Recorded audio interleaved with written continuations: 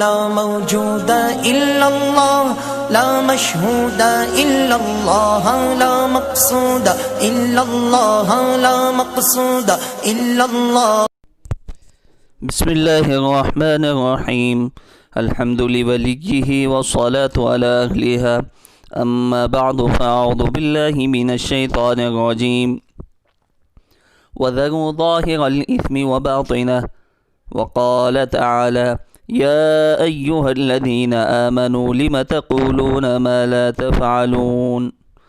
صدق اللہ العظیم. معزز سامعین،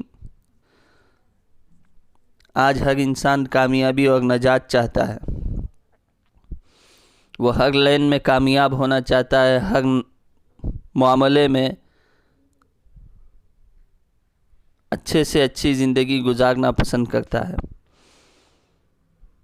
جو کوئی بھی انسان اگر نجات چاہتا ہے تو اس کو سب سے پہلے یہ کام کرنا ہوگا کہ اپنے دل کو اللہ کے خوف سے مزین کرے. تنہائیوں میں ہو یا مجمع کے سامنے ہو، ہر موقع پر اللہ سے ڈرتا ہو، ناجائز اور حرام کاموں سے بچتا ہو. گھر کے اندر ہو یا گھر کے باہر ہو، دوستوں میں ہو یا اجنبیوں میں ہو، اپنوں میں ہو یا غیروں میں ہو، کسی بھی جگہ اور کسی بھی حالت میں جان بوجھ کر شریعت محمدیہ صلی اللہ علیہ وسلم کی مخالفت نہ کرے.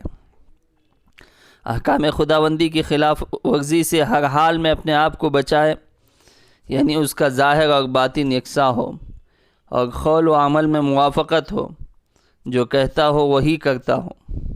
معزز سامعین، آج کی خرابی اور بیماری یہ ہے، آج کل کردار کی خرابی اپنی انتہا کو پہنچ گئی ہے.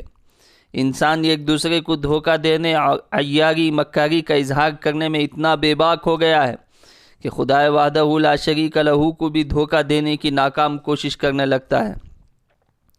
چنانچہ اس کے دل میں کچھ ہوتا ہے اور زبان پر کچھ، وہ اندر سے کچھ ہوتا ہے اور باہر سے کچھ، اور گویا وہ اس خدا کو بھلا بیٹھا ہے جو اس کی ہر حالت اور عمل سے پوری طرح واقف ہے. اسی لیے رب ذوالجلال نے قرآن مجید میں ارشاد فرمایا: وَذَرُوا ظَاهِرَ الْإِثْمِ وَبَاطِنَهُ، کہ ظاہری گناہوں کو بھی چھوڑ دو اور اسی طرح باطنی گناہوں کو بھی چھوڑ دو. اور ایک جگہ اللہ رب العزت نے ارشاد فرمایا: یا ایھا الذین آمنوا لم تقولون ما لا تفعلون. اے ایمان والو، منہ سے ایسی بات کیوں کہتے ہو جو نہیں کرتے. بندے کو لاف زنی اور دعوے کی بات سے ڈرنا چاہیے کہ اس کے پیچھے مشکل پڑتی ہے. زبان سے ایک بات کہہ دینا آسان ہے، لیکن اس کا نبھانا آسان نہیں. اللہ تعالیٰ اس شخص سے سخت ناراض اور بیزار ہوتا ہے جو زبان سے کہے بہت کچھ اور کچھ بھی نہ کرے. تو اسی وجہ سے ان چیزوں سے بچنا چاہیے.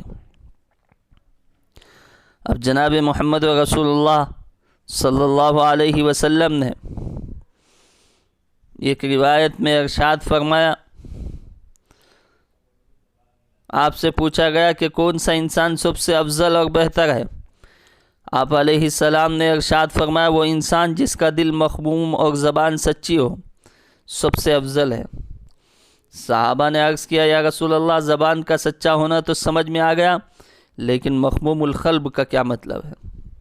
تو آپ علیہ السلام نے ارشاد فرمایا: جس کا دل پاک و صاف پرہیزگار ہو، اس میں نہ کوئی گناہ ہو اور نہ اس نے کوئی ظلم کیا ہو، اسی طرح نہ وہ حد سے آگے بڑھا ہو اور نہ ہی اس میں کینہ کپٹ حسد کے جذبات ہو، ایسا انسان مخموم القلب کہلاتا ہے. معزز سامعین، ہم مختصر انداز میں جناب محمد رسول اللہ صلی اللہ علیہ وسلم نے جو تشریح فرمائی ہے اس کی کچھ وضاحت فرما دیں گے انشاءاللہ. آپ علیہ السلام نے فرمایا: بہترین انسان کی پہلی خوبی یہ ہے کہ اس کا باطن اچھا ہو.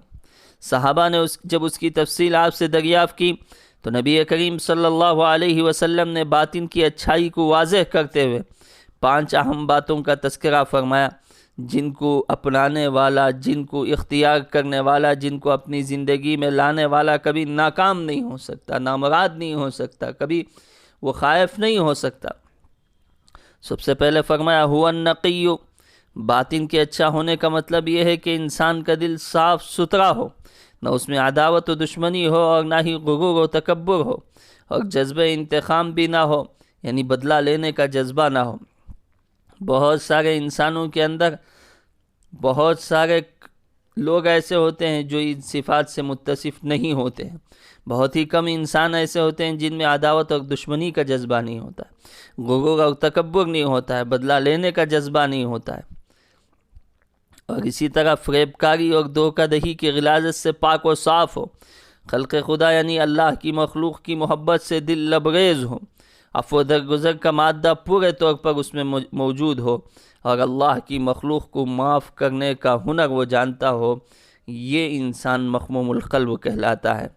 تو معزز سامعین، کیا ہم دیکھیں اپنے دلوں کو، اپنے باطن کو، کیا ہمارے دلوں میں عداوت اور دشمنیاں ہیں، غرور اور تکبر ہے، بدلہ لینے کا جذبہ ہے، فریب کاری اور دھوکہ دہی کی غلاظت ہمارے اندر ہے، اور اسی طرح مخلوق خدا کی نفرت ہمارے دلوں میں بیٹھی ہوئی ہے، اور اسی طرح معاف کرنے، درگزر کرنے کا مادہ ہمارے اندر ہے یا نہیں ہے، اللہ کی مخلوق کو درگزر کرتے ہیں یا نہیں کرتے، کہ ہم اپنے دلوں کو دیکھیں اور اپنی زندگی کا محاسبہ کریں۔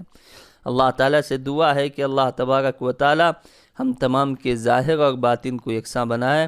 آمین، وآخر دعوانا ان الحمد للہ رب العالمین۔